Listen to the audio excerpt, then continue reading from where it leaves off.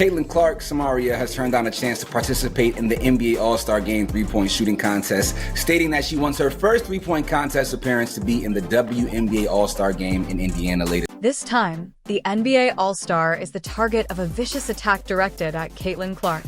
When Caitlin Clark turned down the exclusive NBA invitation, it made headlines and provoked intense discussion among the basketball community.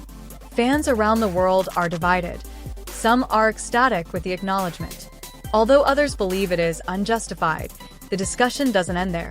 The Indiana Fever, even WNBA star Nafisa Kerr, has weighed in to support Clark's attention-grabbing style while questioning why defending champions aren't receiving the same attention. What's really going on here? Is it Caitlin Clark's undeniable star power, or is the WNBA ignoring its established greats? Clark's new team is being hyped as the fourth best squad in the UNBA, but many diehard fans aren't convinced. The choice of Indiana Fever star Caitlin Clark to skip the 2025 NBA All-Star Weekend three-point shooting challenge against St. Curry and Sabrina IMSCC has already generated a lot of discussion. He needed that. I think she might get him, Reg. I think she might get him. He's got to be a little bit perfect now. His money rockets to come. At first, the majority of media outlets applaud Clark's choice, particularly since she stated that she plans to improve the WNBA by making her All-Star competition debut at the 2025 WNBA All-Star Weekend, which will be held on her home court. Our game in Indiana later this year. I think it's commendable, honestly, because we already know that the NBA All-Star Game is going to get all of these eyes, all of these people watching. If she's able to get Steph Curry or LaMelo Ball or any of these other guys that are really shooting right now at a high level to come and compete against her in the WNBA All-Star Game, it's going to be huge. It's going to be the biggest thing. That's all anybody's going to be talking about. So like I said, I think it's a great move for her, because at the end of the day, what's important to her is... Who do you have winning the three-point shootout, Steph or Sabrina? Sabrina. Oh, Team Sabrina. I'm taking the underdog. Okay. Sabrina. Love that. Love that. I'll have to go with Steph. I think he'll get it. I think I said Sabrina earlier, so I'm gonna stay with Sabrina. As much as I love Sabrina, I gotta go with Steph. I go with Steph. Steph. I go with Steph because I've seen Steph, you know what I mean? Go with Steph. I probably have Steph, but I'm not gonna, doubt Sabrina. I don't care about that. However, on February 13th, it was announced that the Curry vs. Inc. three-point contest, which was the highlight of the 2024 NBA All-Star Weekend, would not be rematching. Some have speculated that this is because Clark declined. It was just announced that the NBA WNBA shootout with Steph Curry and Sabrina Ionescu is off. NBA's Mike Bass said, "We weren't able to land on a plan we thought would raise the bar off of last season's special moment. We all agreed not to proceed, and we will keep the focus on All-Star Sunday's new format." When I first saw this, and this kind of plays into Unrivaled as well, if you guys remember when Sabrina Ionescu signed up for Unrivaled, she said that one of the biggest things and the qualities about Unrivaled that she really valued. Without stating Rob Parker, the host of Fox Sports, questioned her choice, saying that Caitlin Clark was the only one who had destroyed NBA All-Star Weekend by being absent or by ruining the event. Rob Parker, a Fox sportscaster, chastised Clark on an episode of his show The Odd Couple with Rob Parker and Kelvin Washington, seemingly attempting to hold her responsible for this result. Parker claimed that Clark's refusal was a lost chance to increase television ratings and give viewers an exciting show. Parker continued by saying that since the NBA has long supported the WNBA, Clark owes the league a favor. How can she refuse since the WNBA wouldn't exist at all without the NBA quote? Parker maintained that supporting her NBA boys was the least she could have done. Clark representatives have not responded to Parker's comments, but as NBA All-Star Weekend draws near, the incident has spurred discussion about the demands made on athletes and the difficulties they endure from the media and fans. The controversy surrounding Clark's choice is still bringing attention to the difficulties of juggling personal and professional obligations in the sports industry, but it's only the beginning. ESPN has released their fearless forecast for the 2025 season despite the New York Liberty still being celebrating their first ever WNBA championship. There's one person and one person only who has ruined NBA All-Star Weekend. Who that? And that's Caitlin Clark. The network released its 2025 power rankings far too soon.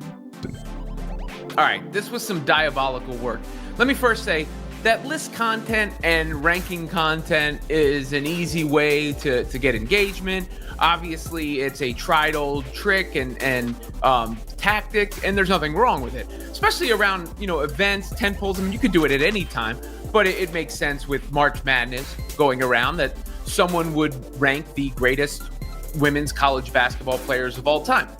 The network published its way too early power rankings for 2025. What's going on, my Flyfy family? It's your boy Izzy. Welcome if you're new. ESPN just dropped who they think are going to be ranked where for this season coming up. And man, when I say this list is ridiculous, man, we're about to get all the way into it. The newly crowned Liberty team is ranked first, followed by the Minnesota Lynx, who finished second last season, and the Las Vegas Aces, who took home the championship in 2023 and 2024, in third position. Issue with where somebody ranks somebody, either that's up to the ranker, and that's going to get you the rancor of, some of the fans, which is part of the point in the first place, is to stir up debate and get people wondering who should be ahead of who and why you put somebody too high on the list and all that. But ESPN had this list of the greatest women's college basketball players of all time, as I just alluded to, and the way they presented it was something else. The newly crowned Liberty team is ranked first, followed by the Minnesota Lynx, who finished second last season, and the Las Vegas Aces, who took home the championship in 2023 and 2024, in third position.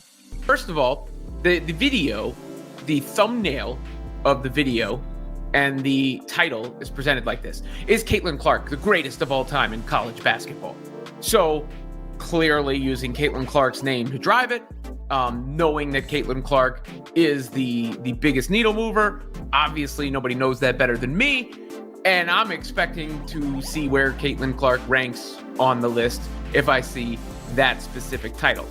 The issue is, not only is Caitlin Clark not even really on their list, she got removed from the list in the process while they were talking through it. Swift, an account that goes by the moniker Quote, was the response. When I Talk Hoops shared the rankings on X, it sparked a lot of reactions from the fans.